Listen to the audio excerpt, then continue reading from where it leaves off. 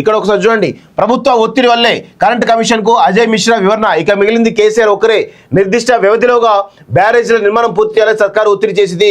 ప్రభుత్వం చెప్పినట్లే బ్యారేజీలు కట్టాం, అందుకే ప్రతికూల ఫలితాలు వచ్చాయి. కాళేశ్వరంపై జస్టిస్ పీసీ ఘోష్ కమిషన్ కు నివేదించిన నిర్మాణ సంస్థలు హైడ్రాలజీ డిజైన్ ఇంజనీర్ విచారించిన కమిషన్ అఫిడవిట్లకు ఆదేశం. అఫిడవిట్లు అందాకే సంస్థలపై ఒత్తిడి చేసిన బాధ్యులకు నోటీసులు అంటూ జస్టిస్ ఘోష్ చెప్తా ఉన్నారు. నేడు నిపుణులతో కమిటీతో భేటీ అంటూ ఒకరిని చూస్తా ఉన్నాం.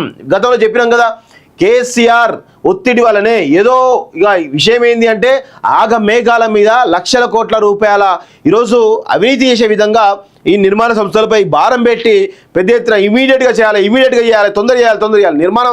నిర్మాణ రంగం అంటే ఏదైనా కన్స్ట్రక్షన్ చేస్తున్నప్పుడు అది నెమ్మదిగా చేయాలి.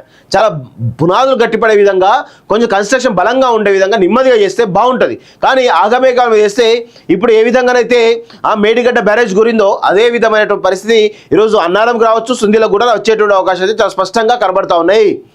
ఇక చూడండి, కాళేశ్వరం ప్రాజెక్టులోని బ్యారేజ్ల నిర్మాణాన్ని నిర్ణీత వ్యవధిలోగా పూర్తి చేయాలని గత ప్రభుత్వం తమపై ఒత్తిడి చేసిందని నిర్మాణ సంస్థలు తెలిపాయి. ఆ ఒత్తిడితో నిర్మించడం వల్లే ప్రతికూల ఫలితాలు వచ్చాయని పేర్కొన్నాయి. జస్టిస్ పినాకీ చంద్ర ఘోష్ కమిషన్ బుధవారం బ్యారేజ్ల నిర్మాణ సంస్థలను విచారించగా ఈ మేరకు తమ వివరణ ఇచ్చాయి. మేడిగడ్డ, సుందిల్లా, అన్నారం బ్యారేజ్ల నిర్మాణ బాధ్యతలు చేపట్టిన సంస్థలన్నీ ఒకే అభిప్రాయాన్ని కమిషన్ ముందు వ్యక్తం చేశాయి. పనులు శరవేగంగా పూర్తి చేయాలని ప్రభుత్వం ఒత్తిడి పెంచిందని చెప్పాయి. ప్రభుత్వ ఆదేశాలకు అనుగుణంగా ప్రభుత్వం అందించిన డిజైన్ల ప్రకారమే గడువులోగా పనులు పూర్తి చేసి బ్యారేజ్లను అప్పగించామని తెలిపాయి. దీంతో వాస్తవాలు కమిషన్కు నివేదించిన అంశాలన్నింటినీ అఫిడవిట్ల రూపంలో ఈ నెల 25లోగా అందించాలని ఆయా సంస్థలను జస్టిస్ ఘోష్ ఆదేశించారు.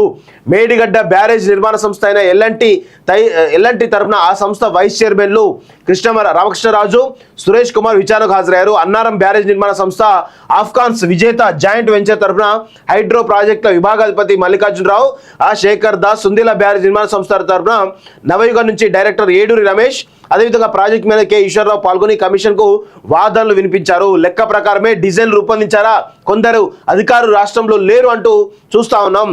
అంతే చూడండి, మేడిగడ్డ కానీ అన్నారం కానీ సుందిలకు సంబంధించినటువంటి ఆ బ్యారేజ్లు కట్టినటువంటి నిర్మాణ సంస్థలు ఏవైతున్నాయో వాళ్ళందరూ కూడా ప్రభుత్వం చెప్పినట్టే, అంటే కేసీఆర్ చెప్పినట్టే మేము విన్నామని చెప్పేసి ఈరోజు చాలా స్పష్టంగా చెప్పడంతో ఖచ్చితంగా కేసీఆర్ను కూడా ఏ విధంగానైతే ఇన్ని రోజులు కేసీఆర్ను కూడా ఏ విధంగా చూసినామో ఇప్పుడు కూడా అదే విధమైన పరిస్థితి కనబడుతున్నట్టు. ఇది కాళేశ్వరానికి సంబంధించినటువంటి న్యూస్. ఖచ్చితంగా రాసి పెట్టుకోండి. ఈ యొక్క అంశంలో కేసీఆర్ను ఎట్టి పరిస్థితుల్లోనూ వదలరు వీళ్ళు. కేసీఆర్ను ఖచ్చితంగా జైలుకు పంపేదాకా వీళ్ళెవరు కూడా వదిలే పరిస్థితి లేదనే విషయం కూడా అందరూ గుర్తుపెట్టుకోండి. ఖచ్చితంగా ఇటు ఫోన్ ట్యాపింగ్ అంశం కావచ్చు, కాళేశ్వరం అంశం కావచ్చు, లేదంటే ఇటు కరెంటు కమిషన్ ఏదైతుందో విద్యుత్ ఒప్పందాలకు సంబంధించినటువంటి జరిగిన ఒప్పందాల అమలులో జరిగినటువంటి ఏవైతే అవకతవకలు లేవో దానిలో కావచ్చు ఖచ్చితంగా కేసీఆర్ కుటుంబం పెద్ద ఎత్తున బలయ్యేటువంటి అవకాశం అయితే చాలా స్పష్టంగా కనబడుతున్నట్టు మనమైతే చూడాల్సిన అవసరం అయితే కనబడతా ఉంది. ఇక కరెంటుకు సంబంధించినటువంటి అజయ్ మిశ్రా వివరణ ఒకసారి చూసేటువంటి ప్రయత్నం చేద్దాం మిత్రులారా.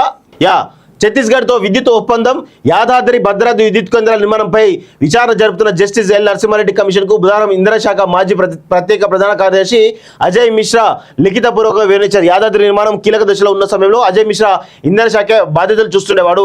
ఆ కారణంగానే కమిషన్ ఆయనకు నోటీసులు ఇవ్వగా యాదాద్రి థర్మల్ పవర్ ప్లాంట్ నిర్మాణంతో తనకు ఎలాంటి సంబంధం లేదని, అదంతా ఉన్నత స్థాయిలో తీసుకున్న నిర్ణయాలని అజయ్ మిశ్రా వివరణ ఇచ్చినట్టు సమాచారం. కమిషన్ నోటీసులు ఇచ్చిన 25 మందిలో ఇప్పటివరకు మాజీ సీఎం కేసీఆర్ తప్ప అందరూ వివరణ ఇచ్చారు. ఈ నెల 15లోగా వివరణ ఇవ్వాలని కమిషన్ కేసీఆర్ కు కమిషన్ స్పష్టం చేసిన విషయం తెలిసిందే.